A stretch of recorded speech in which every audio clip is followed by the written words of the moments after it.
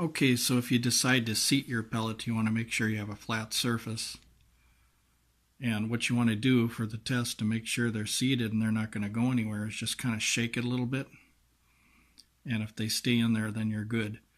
Now it's important that these stay flush if you're going to seat them. Sometimes I seat pellets, sometimes I just leave them flush right from here. Now the other thing that's popular is sometimes people try to maximize their CO2 to see how many shots they can get, and that's a bad thing to do, and I'll tell you why. The reason is when you fire a CO2 like this on a weak CO2, what'll happen sometimes is sometimes the pellet won't have enough power to get through the ring here and into the forcing cone, which is right here. That's the forcing cone. So imagine half of the pellet in the forcing cone and the other half stuck in the ring here because you don't have enough blast. You don't have enough power to get that pellet out. So what happens after that, a lot of people don't realize, is you break the pusher, which is right here. There's a little pusher right there. Let's see if I can do it with one hand here. See that pusher right there? Usually what happens is that pusher breaks. And what a lot of people will do is they won't know that the pusher's broke. So what they'll do is they'll order new ring magazines, but still have the same problem. And that's because if you look here, these magazines are tougher than that pusher. So if that pusher breaks right in here, chances are the ring magazine will still work, but the pusher's broke. So what good is the gun? It's not good anymore. The most important part of that gun is that pusher. And it's just really small. It's really small and it can be really fragile depending on if you're doing rapid fire or whatever. But you see that pusher right there sticking out? It's not that big. And it's not metal either. So, when Pyramid Air and all these air gun reviews and stuff, they try to push these to the limit to see how many shots you can get per CO2. That's a really bad thing to do. What you want to do is you want to count up your shots, and you want to make sure that you singly shoot. If you're going to test your shot count, you want to do single action only so that you can find out exactly how many shots the CO2 is going to be strong for. And I would recommend the Vigilante that you count out no more than 60 shots for this thing. Count out the pellets in your hand so that you got 60 of them. And then when you're done shooting 60 of them, then switch out that CO2. You don't want to try to get in the 70s and the 80s and have the chance where that pellet is halfway in the forcing cone and halfway through the ring magazine. That's the biggest secret that nobody ever shares online. The biggest thing that nobody's ever talked about is the fact that that pusher breaks when it tries to turn the cylinder here, when the pellet doesn't have enough power to get through this ring and the forcing cone, so it's stuck halfway in between each, like this, stuck in halfway. So I guess what you guys could call this, there's a thing called a squib load. This is kind of like the air gun's style of a squib load. It's a pellet that doesn't fire because it doesn't have enough power behind it. So once again, if you see somebody on pyramidair.com demonstrating a CO2 gun and they say, oh, we got 100 shots out of it, do not follow that advice. And I'm sure they might not be aware of it either, possibly because of the fact that, once again, if that pellet doesn't have enough blast, it's going to get stuck halfway between the forcing cone and the ring. And guess what happens on the next pull? Well, you're pulling the trigger, and you're pulling it hard, and you break that pusher. Because the pusher isn't going to bend that lead pellet in half. It just doesn't have the strength to do that. So that's one thing you guys have to understand about that.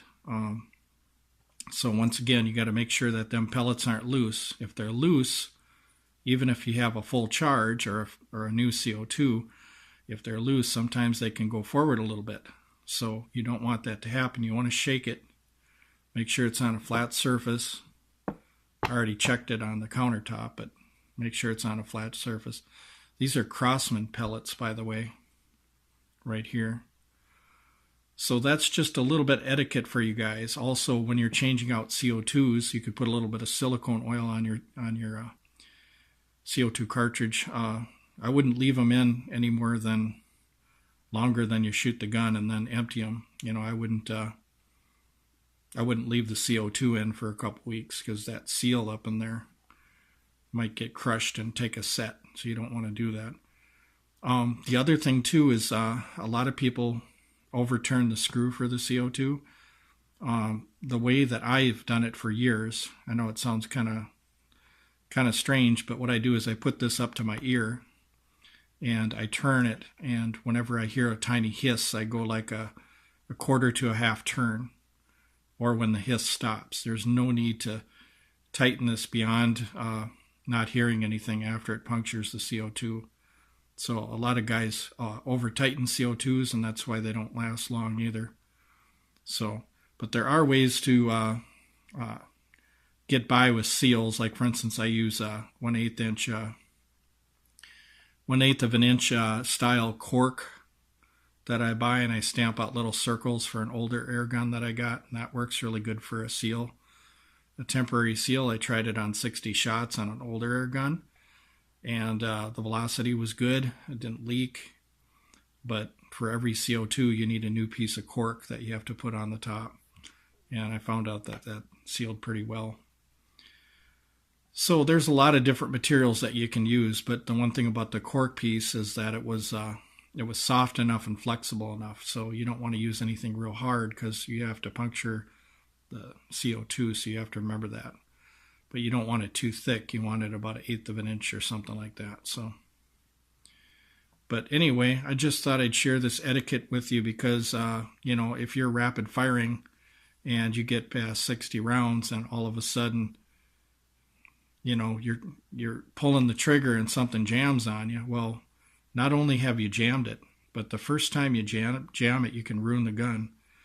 So the pusher right there, I've seen pushers on CO2 air guns that have been mashed completely, and the tip was mashed or off, and if that tip doesn't remain the same shape, then it's going to affect the way the cylinder lines up with the forcing cone. So if you can imagine some damage in this area right here, then when it gets to that pellet, there's going to be play, and if you have play, then it's not going to line up with the forcing cone. So it's really critical, you guys, never shoot a CO2 pistol of any kind on a weak CO2. You never want to do it. You always want to count up your shots. You can count them this way too. For instance, I got 10 shots here, so I can load this up 6 times, but I'm just saying you don't want to maximize your shots. And if you look at my graphs on the Vigilante that I posted on my YouTube channel, you can see how the graph shows that you're only going to get 60 really good shots. You know, the first 2 or 3 are real high velocity, but then once you get past 60 shots or something like that, everything just falls down. The velocity falls real low. So what's the use? You want a flat shooting trajectory. You want to pick, you know, shots number 5 or 6 through number 60 or something like that, somewhere in that zone to get your consistent velocity. Whereas the ones that are in the 70s are just going to be really slow, and it's going to drop. The pellet's going to drop. And for sight-in for this velocity, this particular revolver, since, you know, 350, 375, something like that for this pellet, you want to sight this in for 7 yards, and it'll fly pretty flat from 7 to 15 yards. And that would be a good sight-in for this one. And Vigilante does have sights that you can adjust for windage and elevation, so that's really neat. But yeah, just wanted to share this with you guys because I've seen so many broken CO2 guns, and whenever I inspect them, a friend's or any kind of CO2 gun, I could always find out what the problem is. It's that pusher. You know, it's either that pusher or they turned the CO2 too tight and damaged the seal. So them are the two critical things on CO2 guns and stuff like that. Now when it comes time to lubing the inside of the chamber that holds the CO2, usually what I do is I spray some silicone in there. You know, the old saying, putting a drop of oil or silicone on the CO2 helps push that stuff inside there, but it really doesn't. You don't really get enough in there. So what I do is I take the straw from the silicone spray that I have, and you put that straw right over that cone and just give it one quick squirt. And it might be a little messy, but you'll get some in there. And of course, when you put in your CO2, you want to make sure you lube it a little bit, you know, to make it fit tighter and stuff like that, and not get stuck. But yeah, there's no reason to overcrank these CO2s that you put in here. Just listen for that hiss, put it up to your ear, and turn it, you know, maybe no more than a half a turn, and you'll find that the hiss will stop, and you'll be just fine. So, but anyway, thanks for watching this little etiquette thing about these CO2 revolvers.